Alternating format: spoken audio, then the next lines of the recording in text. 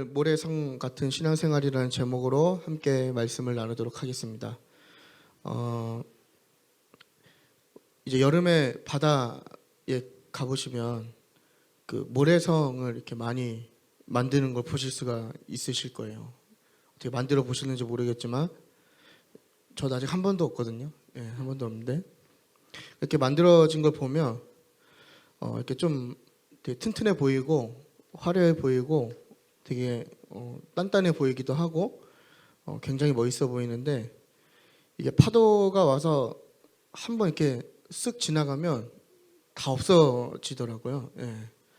이게 되게 견고해 보이지만 결코 안전하지 않는 그게 바로 모래성이고, 우리가 이러한 것들을 우리의 신앙생활에 많이 비유할 수가 있는데, 우리의 믿음과 신앙생활도 우리가 죽기까지 이런 모래성과 같은 게 아닌가라는 생각을 많이 하게 되는 것 같습니다.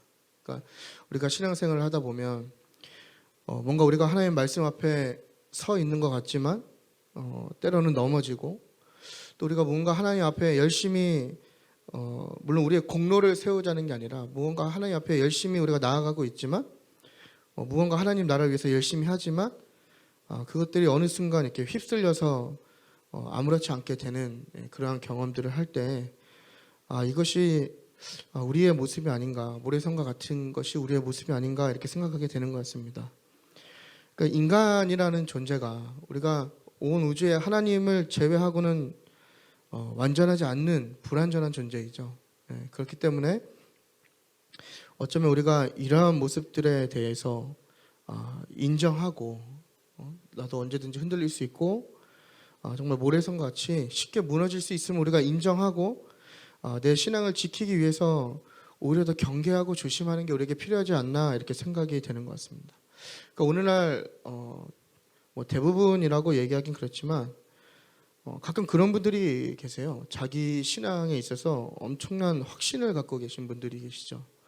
나는 죽으면 죽으리다 하는 분들. 물론 그게 진실된 고백일 수 있지만 사실 죽음 앞에 서본 사람들은 그 죽음 앞에 인간이 얼마나 초라해지고 처절해지는지 경험하지 못했기 때문에 그런 말씀을 하시는 분들이 더 많다는 것 같아요.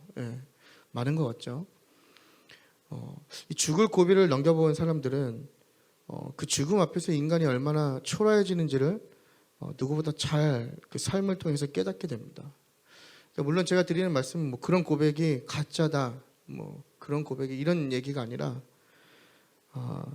우리가 오히려 나의 신앙에 대해서 확신하고 나는 뭐 하나님의 나라에 있어서 내 믿음은 확고하다 이렇게 확신하기보다 오히려 나의 연약함을 인정하고 우리가 허무하게 무너지지 않기 위해서 오히려 내 신앙을 점검하고 돌아보는 게 오늘을 살아가는 우리에게 더 필요한 태도가 아닌가라는 생각을 해보게 되는 것입니다. 그래서 우리가 오늘 본문을 보면서 우리 이 신앙생활이 이렇게 열심을 갖고 또 하나님을 향한 열정을 갖고 열심히 하는 신앙생활이 허무해지지 않기 위해서 우리가 어떻게 해야 하는가를 오늘 본문을 통해서 나누도록 하겠습니다. 우리 먼저 다 함께 12절을 읽어보도록 하겠습니다. 12절이요. 시작. 너희가 너희의 하나님 여호와께서는 너희의 왕이 되심에도 불구하고 내가 내게 이르기를 아니라 우리를 다스릴 왕이 있어야 하겠다 하였노라. 아멘. 지금 이스라엘이 사실 8장부터 왕을 계속 요구하고 있었죠. 사무엘 8장부터 가게 되면 이제 사무엘의 아들들의 타락을 이야기하면서 우리에게도 이제는 왕이 필요한 것 같다라는 핑계를 대기 시작하는 거예요. 그래서 오늘 본문을 가게 되면 이제 본격적으로 그 인간 왕을 구하는 이스라엘의 모습이 보여지는데, 이 암몬 왕 나하스가 공격해 오는 것을 보면서 이미 하나님께서 그들의 왕이심에도 불구하고 지금 이스라엘이 무엇을 요청하죠? 바로 인간 왕이라고 지금 인간 왕을 요청하고 있는 겁니다. 그래서 12절 본문을 보시게 되면 아니라라고 이렇게 지금 이스라엘 백성이 이야기하는 게 바로 하나님을 지금 부정하고 있는 상황인 거죠. 이미 왕이신 하나님을 부정하고 이웃의 열방의 어떤 나라들처럼 보이는 인간 왕의 통치를 받기 원하는 이스라엘의 모습이 보여집니다. 그래서 우리가 이 12절을 통해서 첫 번째 모래성 같은 신앙생활이 되지 않으려면 바로 우리의 마음을 살펴야 한다라는 것입니다. 마음, 중심 이렇게 같이 사용할 수 있을 것 같은데요. 마음을 살펴야 한다입니다.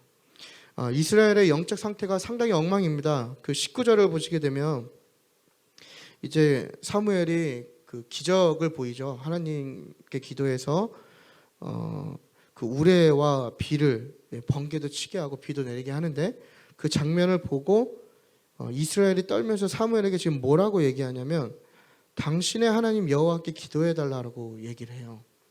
그러니까 분명 이스라엘 백성이 하나님과의 관계에 있어서 하나님의 언약 백성이었고 하나님의 소유였고 하나님의 제사장 되는 나라였음에도 불구하고 지금 이스라엘 백성들이 하나님을 뭐라고 부르기 시작하냐면 당신의 하나님이라고 이야기하고 있다라는 것입니다. 그러니까 지금 이 표현만 봐도 이스라엘의 어떤 영적 상태가 얼마나 지금 엉망인지를 지금 보여주고 있는 거예요. 하나님과의 관계가 단절되고 하나님과의 거리감이 있는 거죠. 그러니까 아버지 되신 하나님, 물론 구약의 개념에서는 맞지 않는 부분이 어쨌건 친밀하고 어떤 우리의 삶을 인도하시는 가까운 하나님이 어느 순간 저 먼 당신이 되어 버린 거예요. 그래서 사무엘의 하나님께, 사무엘의 여호와께 이것들을 해결해 달라고 기도해 달라고 지금 부탁하는 모습을 볼 때 이스라엘의 마음이 지금 하나님을 떠난 상태라는 것을 우리가 알 수 있습니다. 아마 이스라엘 백성들은 보이지 않는 하나님의 통치와 예측할 수 없는 하나님의 역사보다 왕이 세워지면 조금은 왕의 구속을 받겠지만 아마도 예측 가능하고 안정적인 삶이 훨씬 그들에게 매력적으로 다가왔을 거예요. 그러니까 이미 그런 유혹들 가운데에서 자신들의 마음이 하나님을 떠난 상태고 그 중심이 하나님이 아닌 자신의 욕망을 채우기 위한 우상 숭배를 하게 된 것을 이스라엘은 그걸 깨닫지 못하고 있었다라는 것입니다. 그러니까 마음이라는 것은요, 여러분, 너무 빨리 지나가거든요. 그러니까 우리 안에 마음이 있고 그 마음이 받는 영향을 우리는 놓칠 때가 너무 많이 있다라는 거죠. 왜냐하면 너무나 빨리 지나가기 때문에. 그래서 괜찮은 것 같지만 그들이 우리에게 안 좋은 결과로 남을 때가 있고, 그렇죠? 어떤 두려움으로 남을 때가 있고, 우리는 너무 빨리 지나가는 그 마음들을 일일이 케어하지 못할 때가 너무 많이 있다라는 거예요. 그래서 12절을 보면 너희의 왕이 되셨다. 하나님이 너희의 왕이 되셨다. 그럼에도 불구하고 이렇게 얘기하는데 이 얘기 앞에 어떠한 얘기가 왔냐면 1절에서 11절을 보면 하나님의 구속사가 나오기 시작하는 거예요. 하나님으로 인해서 출애굽했고, 그러니까 자신들의 조상과 자신들이 지금까지 안전했음에도 불구하고 그런 은혜를 다 잃어버리고 예측 가능하고 자신들이 느끼기에 안정적인 삶을 추구하는 이스라엘의 모습이 이미 그들의 마음과 중심에 하나님을 떠났음을 우리에게 분명히 보여주고 있습니다. 그러니까 하나님의 역사를 경험하고 그 인도하심 속에 있는 거잖아요. 사실 어떻게 보면 과거도 아니고 미래도 아니고 그 현장 속에 있는 이스라엘의 상황임에도 불구하고 그 마음이 하나님을 떠났다라는 것을 우리에게 지금 이 본문이 보여주고 있습니다. 그래서 잠언 21장 2절을 보면 여호와께서는 마음을 감찰하시죠. 그래서 보시면 하나님을 떠난 마음을 뭐라고 얘기하냐면 우상 숭배라고 얘기합니다. 그러니까 이 히브리 문화에서 마음은 전부를 의미합니다. 단순히 우리가 갖고 있는 어떤 속마음을 뜻하는 게 아니라 우리의 모든 전인격적인 것을 마음이라고 표현하거든요. 그러니까 이스라엘 백성이 하나님을 마음에서 떠나보냈다는 얘기는 뭐냐면 그들의 삶과 문화와 그들이 갖고 있는 모든 전인격과 갖고 있는 모든 것들이 하나님을 떠났다라는 거예요. 그러니까 이미 그 언약 백성의 관계가 다 깨어져 버리고 이방 나라와 다를 바 없는 영적 타락, 영적인 뭐라고 해야 될까요? 그런 암흑, 그런 부분에 지금 놓이게 된 거죠. 근데 이게 당시 이스라엘뿐만 아니라 오늘날 우리에게도 이런 위험이 있다라는 것입니다. 우리도 이런 위험에 충분히 노출될 수 있다라는 거예요. 우리의 마음을 살피지 않으면 나도 모르는 사이에 하나님을 섬기는 게 아니라 다른 우상을 섬기게 돼 있고, 내가 내 마음을 살피지 않으면, 돌보지 않으면 눈에 보이는 안정적이고 확실한 것들만 붙들기 원하게 된다라는 것이죠.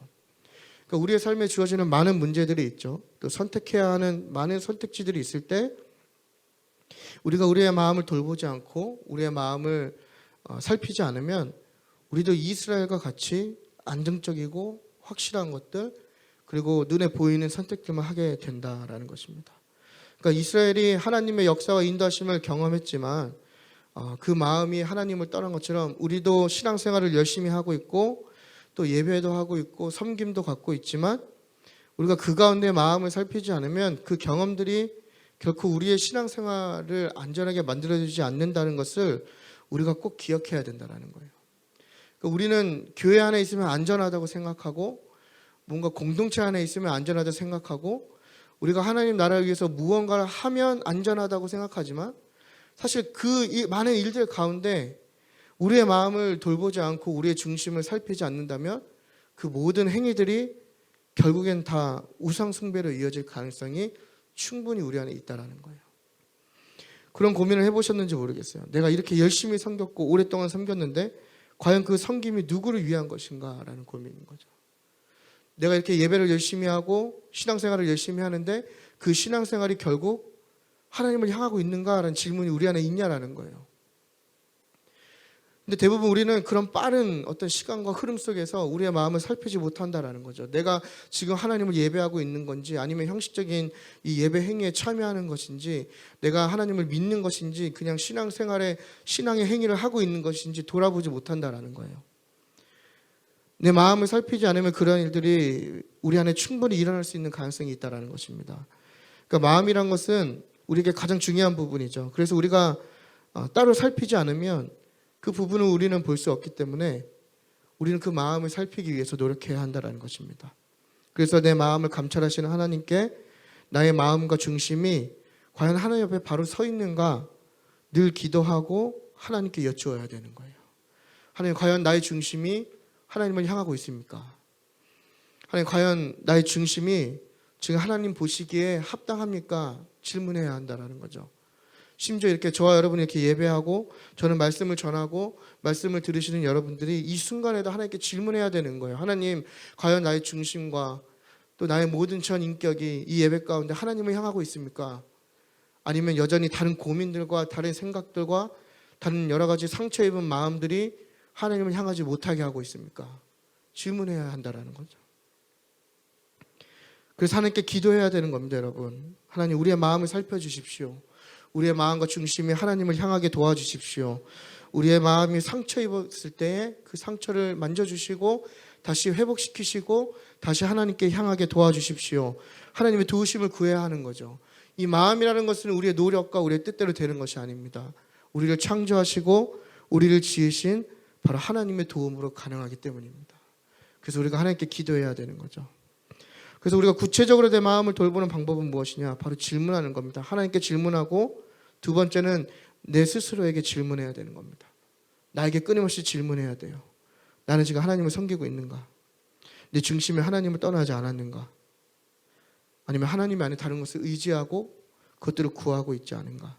그 마음을 살필 때에 우리의 신앙이 모래성같이 쉽게 무너지는 일들을 피할 수 있게 될 것입니다.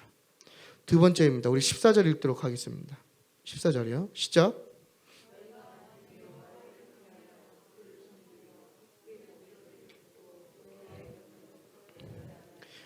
또 너희와 너희를 다스리는 왕이 너희의 하나님 여호와를 따르면 좋겠지만은.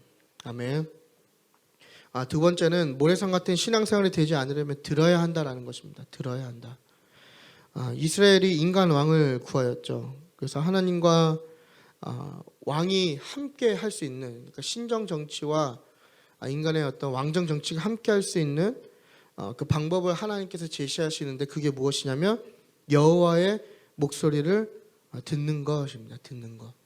근데 이제 한글 성경에는 약간 사투리처럼 좋겠지만은 이렇게 되어 있지만 사실 히브리 성경에는 좋겠지만은 이라는 표현이 없거든요. 그러니까 이게 어떤 뉘앙스냐면 너가 그렇게 하는 게 좋을 것이야 이런 메시지입니다. 그러니까 너가 내 말을 듣는 게 너에게 좋을 것이야 지금 이렇게 이야기하는 거거든요. 여기서 이 듣다라는 거 이게 샤마라고 하거든요. 샤마. 그러니까 우리가 신명기에 가면 쉐마 있죠. 쉐마는 들으라 이고 이 쉐마의 원형이 샤마입니다. 듣다. 그래서 출애굽기 19장 5절에서 6절에 신의 산 언약의 핵심이 뭐냐면 바로 이 샤마입니다. 하나님의 말씀을 듣고 순종하는 거. 그러니까 여호와의 목소리를 듣는다는 게 무엇을 의미하냐면 그분께 순종하는 것을 의미합니다. 단순히 청각적인 들음이 아니라 그 말씀을 듣고 그 말씀대로 순종하는 것이죠. 그래서 신명기 29장 2절에서 4절을 보면 모세는 들어도 순종하지 않는 자를 귀가 없는 자라고 얘기합니다. 그리고 마태복음 4장에서 예수님께서는 귀 있는 자들은 들으라고 하시면서 그 뒤에 뭐라고 말씀하시냐면 예수님께서 하신 그 말씀에 순종해라, 실천해라 이렇게 말씀하시거든요. 그러니까 이 샤마라는 게 뭐냐면 듣는 게 뭐냐면 결국엔 순종하는 거 그리고 실천하는 게 바로 우리 신앙생활의 가장 중요한 핵심이라는 겁니다. 그러니까 신앙생활이 견고해 보이지만 무너지는 사람들의 특징은 뭐냐면요. 순종하지 않는다라는 거예요. 듣질 않는 거죠. 정확하게 얘기하면 순종하지 않는 거, 실천하지 않는 거예요. 그러니까 많은 말씀들이 들려오지만 여러분도 뭐 아시겠고 저도 잘 알지만 사실 말씀대로 사는 게 어렵지 않습니까? 저는 오히려 말씀대로 사는 게 쉽다고 이야기하는 분들이 너무 대단해 보여요. 저는 말씀대로 사는 거 또 전적으로 순종하는 게 전 정말 어려운 일이라고 생각을 하거든요. 그러니까 나를 비우고 하나님의 말씀에 순종한다라는 게 사실 그게 그렇게 쉬운 일은 아닌데 우린 다 너무나 쉽게 이야기하고 너무나 쉽게 확신에 차 있는 것 같지만 뭐 어찌되었든 그 어려운 일을 하나님이 우리에게 요구하신다라는 거죠. 그러니까 자신들의 삶을 책임지시고 광야에서부터 가나안 정복까지 하나님께서 직접 보여주셨음에도 불구하고 하나님께서 이 샤마라는 말씀을 통해서 그들에게 요구하실 때에 그들이 듣지 않았다라는 거예요. 그러니까 이스라엘은 하나님을 경험하면서도 듣지 않는 거죠. 그러니까 우리의 모습도 많이 비슷하지 않습니까? 날마다 은혜를 경험하고 하나님을 경험하지만 우리 안에 이 샤마가 없는 거예요. 단순히 청각적인 들음만 있는 거죠. 어떤 자극적인 메시지만 남는 거예요. 하나님께서 신의 산에서 그 언약을 지키라고 말씀하실 때에 너희가 그 언약을 지킬 때 그것을 들을 때에 너희가 내 소유가 된다고 말씀하시는데 첫 번째 말씀하신 게 뭐냐면 바로 우상숭배입니다. 너희 우상숭배하지 말아라. 이걸 말씀하셨거든요. 근데 여러분 참 아이러니한 게 뭔지 아십니까? 이스라엘이 반복적으로 넘어진 죄가 뭐냐면 바로 우상숭배입니다. 그러니까 이 이스라엘이라는 이 민족 자체가 얼마나 하나님의 말씀을 듣지 않는 집단인지 우리에게 보여주는 거죠.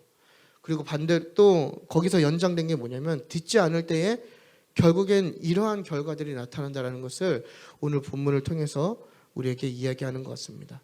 우리의 신앙생활도 비슷하죠, 여러분. 말씀이 늘 있죠. 우리 주변에 성경도 있고 기도도 많이 하고 뭐 예배 설교도 듣고 그런데 왜 우리의 삶에 변화가 적고 우리의 삶에 뭔가 문제가 생길 때에 우리의 신앙이 모래성과 같이 무너지는지 아시겠습니까? 왜냐하면 바로 샤마가 없기 때문에 그래요. 듣지 않기 때문에 그런 거죠.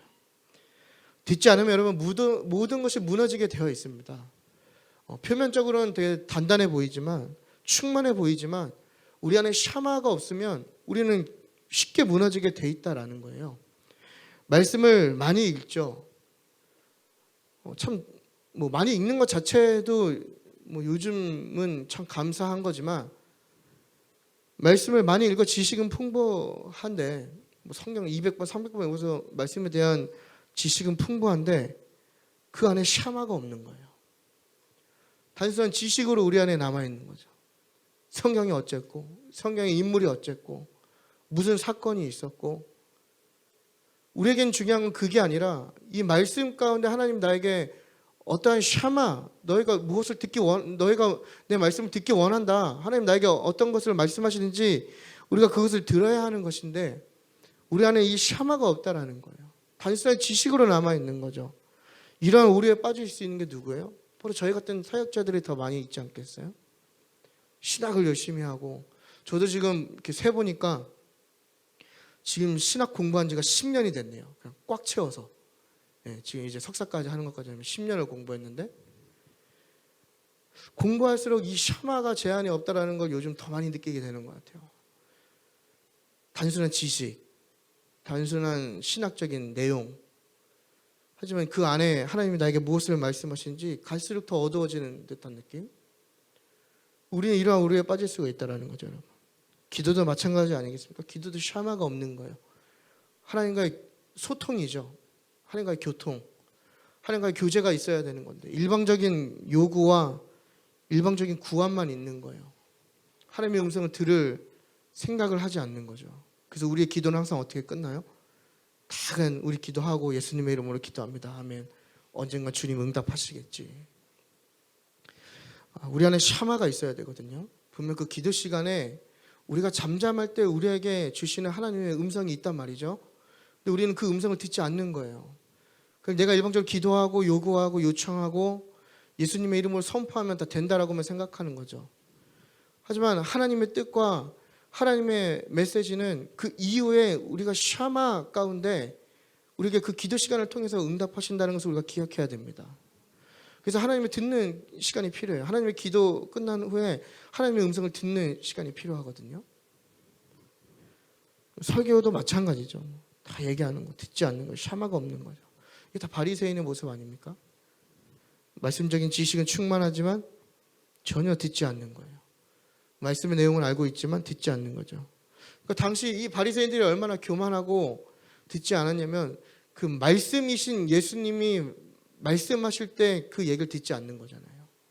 그러니까 말씀이신 분이 오셔서 그 말씀을 전할 때 오히려 예수님보다 자기들이 더 그 말씀에 대해서 율법에 대해서 잘 안다고 이야기하는 게 과연 이들 안에 얼마나 이 하나님의 말씀을 듣지 않는 영적인 교만과 연약함이 가득하냐라는 것을 우리에게 지금 보여주고 있다는 것이죠. 굉장히 위험한 일입니다. 듣지 않는다라는 거. 근데 이 위험이 우리에게도 있다는 겁니다. 그래서 우리는 듣는 척이 아니라 하나님의 말씀을 들어 순종해야 하는 것입니다. 여러분, 순종은 다시 말씀드리지만 어렵습니다. 쉽게 오늘부터 순종해야지 해서 되는 부분이 절대 아니죠. 그러나 우리는 그 어려움에도 불구하고 하나님께 순종하는 마음을 구해야 합니다. 그리고 순종은 훈련이기 때문에 우리가 그 고된 훈련과 그 과정을 주님 안에서 잘 이겨나간다면 지금부터 더 견고한 믿음이 우리 안에 자로잡히게 될 것을 우리가 믿었으면 좋겠습니다. 그래서 우리가 모래성처럼 무너지지 않기 위해선 바로 하나님의 말씀을 듣고 순종해야 하는 것입니다. 세 번째입니다. 우리 22절을 읽도록 하겠습니다. 22절이요. 시작. 너희를 자기 백성으로 삼으신 것을 기뻐하셨으므로 여호와께서는 그의 크신 이름을 위해서라도 자기 백성을 버리지 아니하실 것이요. 아멘. 모래성과 같은 신앙생활이 되지 않으려면 인내하는 목자의 마음을 기억해야 된다는 것입니다. 이게 짧게 얘기하면 돌아갈 수 있다.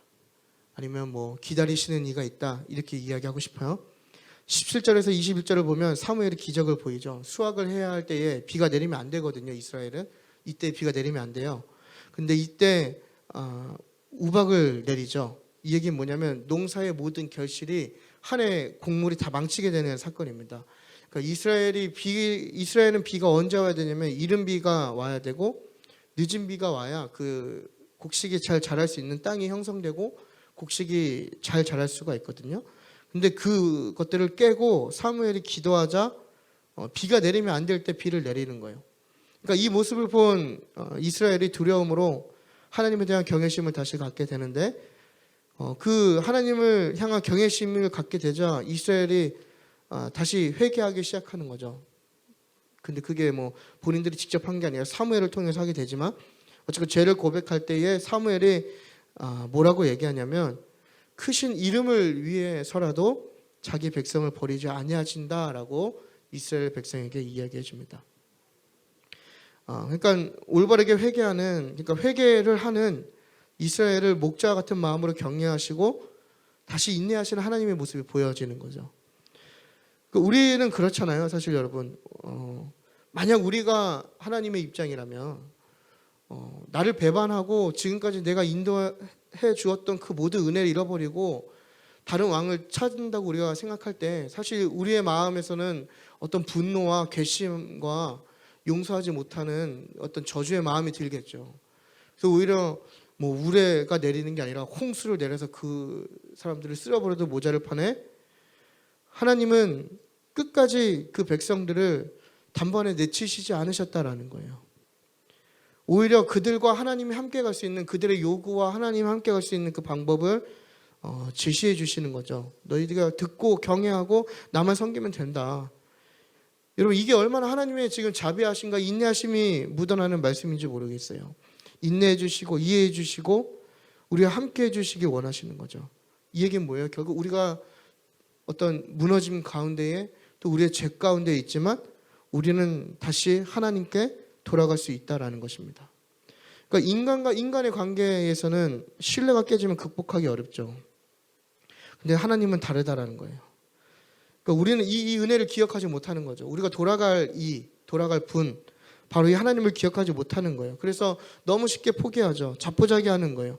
우리의 신앙에 작은 균열이나 어떤 문제가 들어오면 그 죄와 싸우고 회개하고 하나님을 붙들고 씨름해야 하는데, 그렇게 하기보다는 스스로가 지금까지 쌓아온 모든 신앙의 노력과 열정을 다 허물어 버리는 거예요.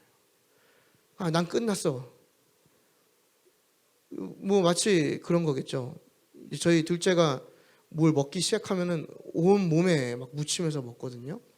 근데 제가 이제 처음에는 막 입도 닦아주고 옷에도 안 묻게 하려고 막 온갖 애를 써요. 짜장면을 먹을 때. 그러면은 이렇게 잘 안 묻고 있다가 이게 어느 순간 이렇게 하나 딱 옷에 묻기 시작하면 제가 어떻게 하냐면 그냥 냅둬라 그러고 그냥 막 묻히든 막 바르든 도배하든 냅두고 그냥 그 옷을 버리거든요. 그냥 빨지도 못하니까.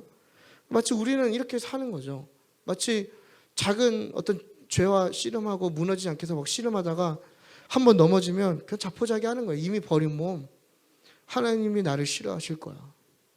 과연 이런 내 삶의 모습이 하나님이 원하시는 모습일까? 아닐 거야. 그래서 그냥 그 죄에 물들고 그냥 죄를 용납해버리는 거죠. 이 양 한 번 진 거, 두 번, 세 번 짓자. 뭐 한 번 무너진 거 계속 무너져 보자. 그래서 어떻게 되는 거예요? 예배 한 번 멀리한 게 두세 번 멀리하게 되고, 그러다 보면 계속 하나님을 떠나게 되는 거고, 우리의 마음 가운데 악한 마음이 있는 게 그런 것에서 끝까지 싸워야 돼. 나는 원래 이런 거야. 인간은 원래 악한 거야. 악한 마음은 당연한 거야. 삶이 엉망이 되는 거죠. 우리는 다 자포자기 하는 거예요. 그러나 오늘 이 22절을 통해서 하나님이 우리에게 말씀하시는 건 뭐냐면, 내 상태와 상관없이 우리가 다시 돌이켜 하나님을 경외하기 원할 때 하나님은 여전히 우리를 기다리고 계시고 목자와 같은 마음으로 우리를 안아주신다라는 겁니다. 그러니까 우리를 절대 버리지 않으신다라는 거예요. 이 얘기는 뭐냐면, 그렇기 때문에 우리가 이 죄와 싸워야 한다라는 것입니다. 그러니까 우리의 신앙이 모래성처럼 무너지는 이유는 바로 이 작은 틈이거든요. 우리 안에 작은 이 균열이 생기기 시작하면 우리는 우르르 무너지기 시작하는 거예요. 하지만 하나님이 원하시는 건 우르르 무너지는 게 아니라 이 유혹과 이 죄와 치열하게 싸우길 원하신다는 거죠. 왜냐하면 하나님이 우리를 기다리고 인내하고 계시기 때문인 거예요. 그래서 우리가 예수 이름으로 회개하고 하나님께 나아갈 때 우리를 버리지 않으신 하나님이 기다리고 계심을 기억했으면 좋겠습니다. 그러므로 우리의 신앙이 이 모래성처럼 무너지려 할 때에 우리는 우리를 기다리시고 목자의 마음으로 우리를 품기 원하시는 하나님을 생각하면서 다시 이겨내야 합니다. 마지막으로 24절을 읽도록 하겠습니다. 24절이요. 시작. 너희는 여호와께서